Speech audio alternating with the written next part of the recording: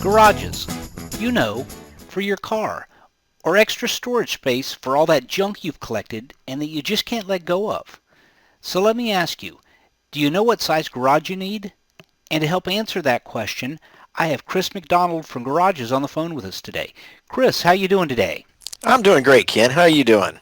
Good, awesome. Glad you could be here with us. So Chris, I have some questions that I come through every day, and I thought you could help answer. Sure.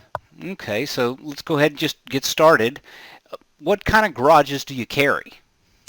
Well, that's a good question. We have all different sizes and all different kinds. It's really up to the customer. We do everything starting from a little 12 by 12 to something bigger, as big as a triple wide that's enclosed on all sides. Basically, the way we define a garage is anything that has four walls and some roll-up doors, and that's where you park your vehicles, your ATVs, your RVs, your utility trailers, anything of that sort. There's three different roof types. You've got your regular style, which has a more rounded look to it. The eave actually kind of rolls over the top of the leg about 6 or 8 inches. Then we have the boxed eave, which is a style where it's looks more like a house. It's got an overhang on it about 6 inches on each side. And then you have our vertical roof, which is the exact same profile as the boxed eave, but the difference is that the panels run from the peak to the eave, so they're running vertically. And that's one of my favorites, and I'll tell you why, is because it allows all that water and debris to roll off so it doesn't hang up there on the ribs. And the other thing that I like about it is that it has additional strength to it because it's got 4 hip channels, primarily to allow somebody to be able to screw those panels into gives it something to hold on to, but it also strengthens the structure. So what sizes do you carry? We start out with like a 12 by 21. Of course, it can be smaller than that. That's just where the beginning price is. And then it works up from there. You go to a triple wide carport garage, or even bigger than that. Just really, it's all up to the customer. How long have you been providing garages for the area? We've been around since 2003.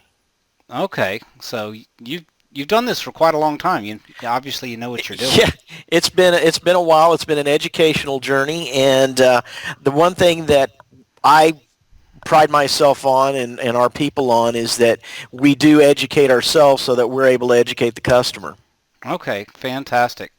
And what kind of things over the years have you seen, garages being used for?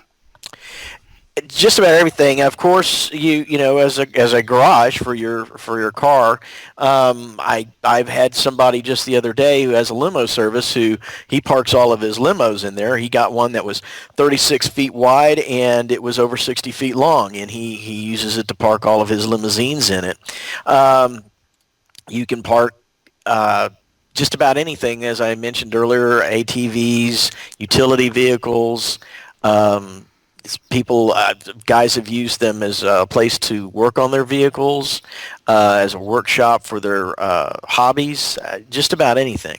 Okay, almost like a man cave. Exactly.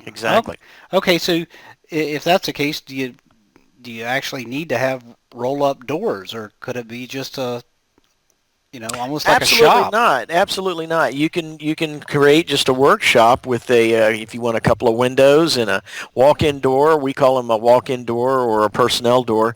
They're 36 inches wide by 80 inches high, and then our windows are 30 by 30, and you just place them wherever you want. You don't even have to make that decision until they get out there to install. Oh, wow. Okay, that's fantastic. So let me ask you, if somebody's ready to get started, what do they need to do? First thing you need to do is pick up the phone and give us a call, and we can walk them through the process.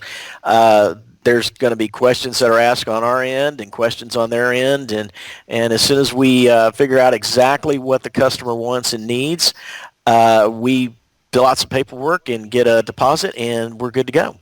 Okay, so there's a deposit. What are we looking at as far as the deposit? The deposit is usually 10% down. If it's over $2,500 on the entire building, then it's going to be 12%. But it's a minimal cost at the beginning, and then it takes about anywhere from 2 to 4 weeks to get the building in, depending on several circumstances. But once it gets delivered, it's set up that day, and then they just pay the installers the difference after they're satisfied that it's been done right. Oh, okay. So what I heard you say is anywhere from 2 to 4 weeks from when they place the order, Mm-hmm. they'll have it installed. Basically, is what you're saying? Oh yeah, that day. Okay. And then at that point is they pay the balance. So they Right. don't. Okay. Well, fantastic. That sounds great. All right. Well, that's all I have today. I appreciate your time. I think that's helped a lot of people. Questions that come in that I see all the time. I appreciate your time, and I'm sure we'll be talking to you again soon. Thanks a lot, Ken. Good to talk to you. Take care. Bye-bye. All right, bye.